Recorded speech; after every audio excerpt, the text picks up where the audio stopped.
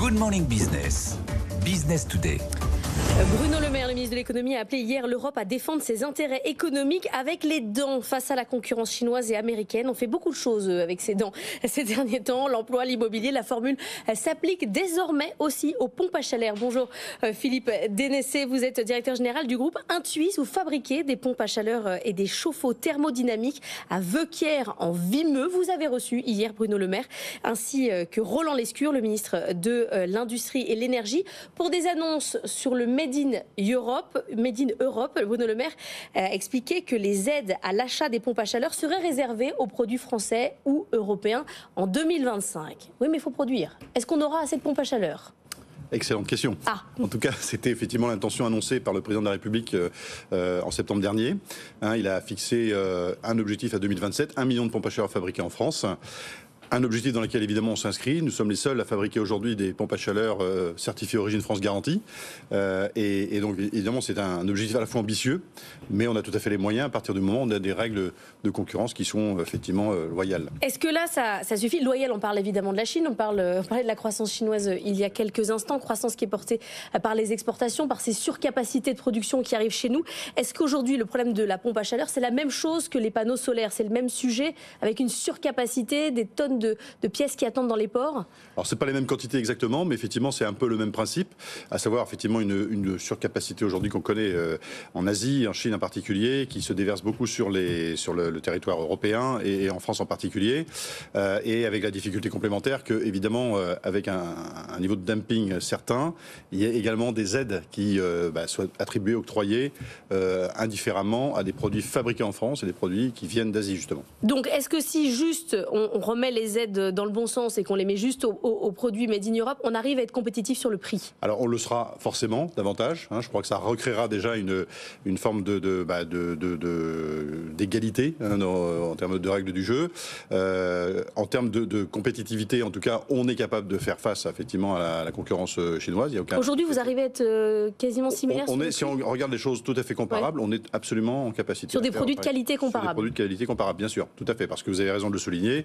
En plus de ça, on a aussi des produits qui embarquent notamment des fluides frigorigènes de nature différente. Or, on sait très bien qu'on a une réglementation en Europe, la F-Gas qui va arriver dans son application très, très rapidement et qui va nécessiter effectivement d'avoir des gaz vertueux avec ce qu'on appelle un effet de réchauffement vertueux pour l'environnement.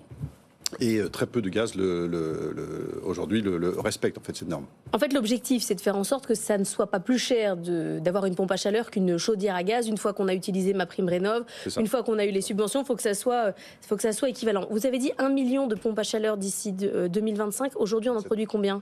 Alors aujourd'hui, si on compare les choses comparables, aujourd'hui, d'abord, un premier chiffre, c'est qu'on installe environ 300 000 pompes à chaleur en France. Sur ces 300 000 pompes à chaleur par an. C'est ça. Tout à fait. Mais sur ces 300 000, moins de 100 000 sont fabriqués en France. Donc l'effort à 3 ans est de l'ordre de x10.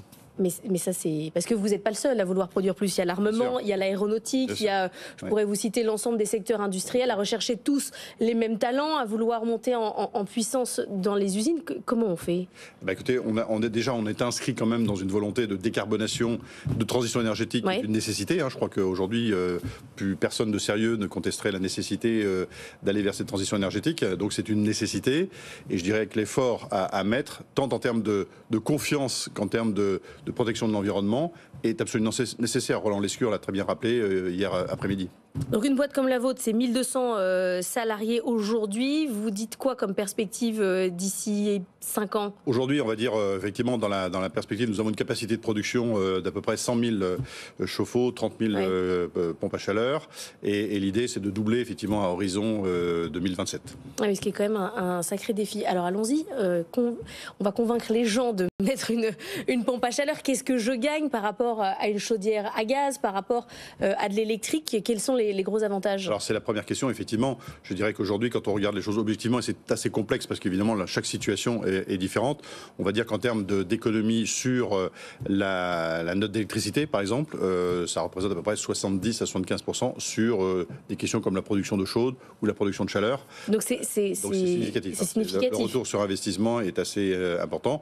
Aujourd'hui, ça n'est pas forcément toujours très lisible, hein, puisque ça dépend bien sûr de la mécanique des aides. La mécanique des aides est très dépendante des revenus évidemment des foyers. Et puis il faut prendre un consultant quoi, pour comprendre la mécanique des aides. Il y a une complexité qui était d'un des sujets, une complexité qu'il faut effectivement complètement traiter, parce qu'aujourd'hui cet accès aux aides est trop complexe. Donc 70% sur la facture, ce qui est quand même significatif, pour un investissement de combien en moyenne? Alors là encore, en moyenne, on parle de, on va dire, une maison de 100 mètres carrés à peu près. On va parler d'une pompe à chaleur, à partir du moment où il y a une isolation correcte, une pompe à chaleur installée, c'est entre 10 000 et 15 000 euros à peu près.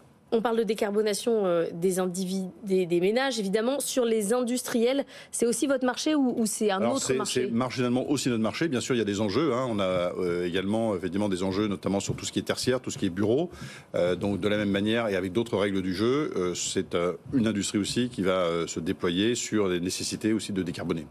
Merci beaucoup Philippe Dénecé d'être venu nous voir ce matin, nous parler pompe à chaleur. Le groupe Intuis, 36 millions de dollars. Ça vous choque ou pas le salaire de Carlos Tavares? Enfin, ses revenus. Là, j'ai pas vraiment d'avis. Je vous prends à froid. Oui, c'est élevé. C'est élevé, absolument. C'est élevé.